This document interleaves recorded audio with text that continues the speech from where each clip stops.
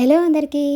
ఈరోజు మన వీడియో వచ్చేసి రాయలసీమ స్పెషల్ గుడ్డు కారం పులుసుని చాలా టేస్టీగా అతి తక్కువ టైంలో ఎలా ప్రిపేర్ చేసుకోవాలనేది ఇప్పుడు మన వీడియోలో చూద్దాం. ఈ గుడ్డు కారం పులుసు అనేది ఇలా చేసి చూడండి ఒకసారి, చాలా చాలా బాగుంటుందండి. ఎప్పుడు ఈ స్టైల్లో ట్రై చేయకపోతే ఈసారి తప్పకుండా ఈ రెసిపీని ట్రై చేయండి. ముందుగా కుక్కర్లోకి వాటర్ని వేసుకోండి, దానిలోకి ఎగ్స్ని వేసుకోండి. మీకు ఎన్ని ఎగ్స్ కావాలనుకుంటారో అన్ని ఎగ్స్ని దీనిలో వేసుకొని కొంచెం సాల్ట్ వేసుకొని కుక్కర్ మూత పెట్టేసుకొని 2 విజిల్స్ వస్తే సరిపోతుంది. ఇప్పుడు ఒక చిన్న మిక్సీ జార్ తీసుకొని దానిలోకి 2 టొమాటోలని తీసుకొని వీటిని మీడియం సైజులో కట్ చేసుకొని వేసుకోండి. ఇప్పుడు మూత పెట్టేసుకొని వీటిని మెత్తటి పేస్ట్ లాగా గ్రైండ్ చేసుకొని తీసుకోండి.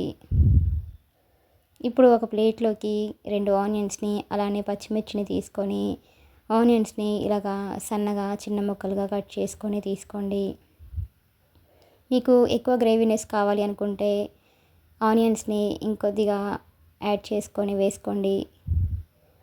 ఇలా ఆనియన్స్ అన్నింటినీ ఈ విధంగా సన్నగా చిన్న ముక్కలు కట్ చేసుకొని అలానే పచ్చిమిర్చిని కూడా ఇలాగ రౌండ్గా కట్ చేసుకొని తీసుకొని పక్కన ఉంచుకోండి.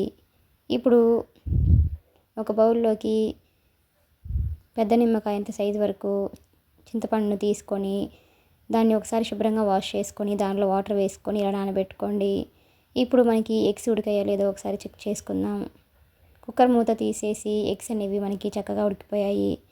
ఎగ్స్ అనేవి త్వరగా మనకి పొట్టు రావాలి అంటే ఎగ్స్ ఉడికిన తర్వాత ఆ వాటర్ వంపేసి దానిలో చల్లటి నీళ్ళు వేసుకొని వాటిని ఒక 5 నిమిషాల పాటు ఇలా వదిలేయండి. అప్పుడు మనకి ఎగ్స్ అనేవి పొట్టు బాగా వస్తుంది. ఇలా ఎగ్స్ అన్నిటిని ఈ విధంగా పొట్టు తీసేసి ఒక్కొక్క ఎగ్ని ఇలాగా నిలువుగా ఘాట్లు పెట్టేసుకొని తీసుకోండి. ఇలా ఘాట్లు పెట్టుకొని మనం పులుసు చేసుకోవడం వల్ల ఆ పులుసు అనేది ఈ ఎగ్స్లోకి వెళ్ళి మనకి ఎగ్ పులుసు అనేది చాలా చాలా టేస్టీగా ఉంటుందండి. ఇలా అన్ని ఎగ్స్ని కూడా ఈ విధంగా ఘాట్లు పెట్టేసుకొని తీసుకొని పక్కన ఉంచుకోండి. ఇప్పుడు స్టవ్ ఆన్ చేసుకొని కడాయిని పెట్టుకోండి. దానిలోకి 3 స్పూన్స్ వరకు ఆయిల్ని వేసుకోండి. ఆయిల్ బాగా హీట్ అయిన తర్వాత దీనిలో 1 స్పూన్ వరకు పోపు దినుసులని వేసుకోండి. అలాగే 1 స్పూన్ జీలకర్రని కూడా వేసుకోండి. ఇప్పుడు వీటిని దోరగా ఫ్రై చేయండి. ఈ తాలింపు అనేది ఇలా ఫ్రై అయిపోయాక ఇప్పుడు దీనిలోకి మనం ముందుగా కట్ చేసి ఉంచుకున్న ఆనియన్స్ని వేసుకోండి. మీడియం ఫ్లేమ్లో ఉంచుకొని ఈ ఆనియన్స్ని అలానే పచ్చిమిర్చిని బాగా ఫ్రై అవ్వనివ్వండి. ఈ గుడ్డు కారం పులుసు అనేది ఇలా ఒకసారి చేసి చూడండి, చాలా చాలా టేస్టీగా ఉంటుందండి.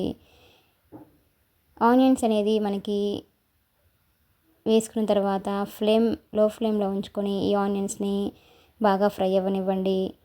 ఆనియన్స్ అనేది త్వరగా ఫ్రై అవ్వడానికి దీనిలో చిటికెడు సాల్ట్ కూడా వేసుకొని వీటిని ఒకసారి బాగా కలపండి.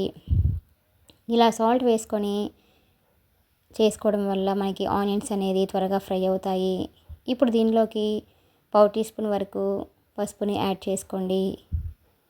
అలానే 1/4 టీ స్పూన్ వరకు అల్లం వెల్లుల్లి పేస్ట్ కూడా వేసుకొని వీటన్నింటిని ఒకసారి బాగా కలపండి. అల్లం పేస్ట్ అనేది పచ్చివాసన పోయేంత వరకు దీనిని బాగా ఫ్రై చేయండి. ఇప్పుడు దీనిలోకి మనం ముందుగా గ్రైండ్ చేసి ఉంచుకున్న టొమాటో పేస్ట్ని కూడా దీనిలో వేసుకోండి. ఇప్పుడు టొమాటో పేస్ట్ అనేది పచ్చివాసన పోయేంత వరకు దీనిని బాగా ఫ్రై చేయండి. ఇప్పుడు దీనిలోకి మనకి టేస్ట్కి తగ్గట్టుగా సాల్ట్ని యాడ్ చేసుకోండి. అలానే 1.5 టీ స్పూన్ వరకు కారంని కూడా వేసుకోండి. స్పైసీనెస్ ఎక్కువగా ఇష్టపడే వాళ్ళైతే 2.5 స్పూన్స్ వరకు కారంని వేసుకోండి. ఇప్పుడు దీనిలోకి 1 స్పూన్ వరకు ధనియాల పొడి, అలాగే 1/4 టీ స్పూన్ గరం మసాలా, అలానే 1/4 టీ స్పూన్ వరకు జీలకర్ర పొడిని కూడా వేసుకొని ఈ మసాలాలన్నింటినీ ఆయిల్లో కలిసేలాగా ఇలా బాగా కలపండి. అలానే ఈ మసాలాలు మొత్తం పచ్చివాసన పోయేంత వరకు వీటిని బాగా ఫ్రై చేయండి.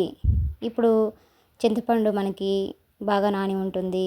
ఈ టైంలో చింతపండు రసాన్ని ఇలా తీసేసి ఒక బౌల్లోకి తీసుకోండి.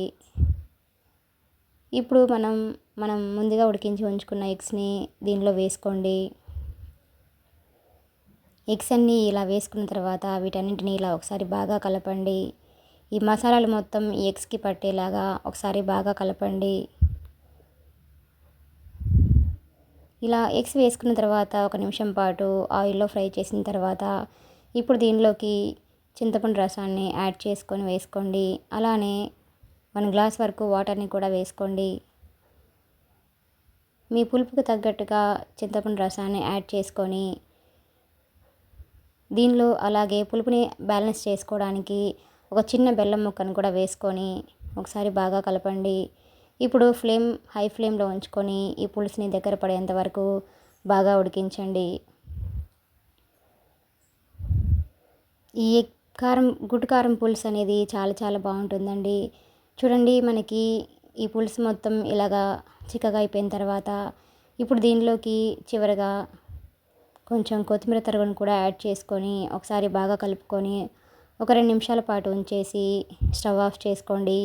అంతేనండి, అతి తక్కువ టైంలో చాలా ఈజీగా చేసుకునే గుడ్డు కారం పులుసు అనేది మనకి రెడీ అయిపోయింది.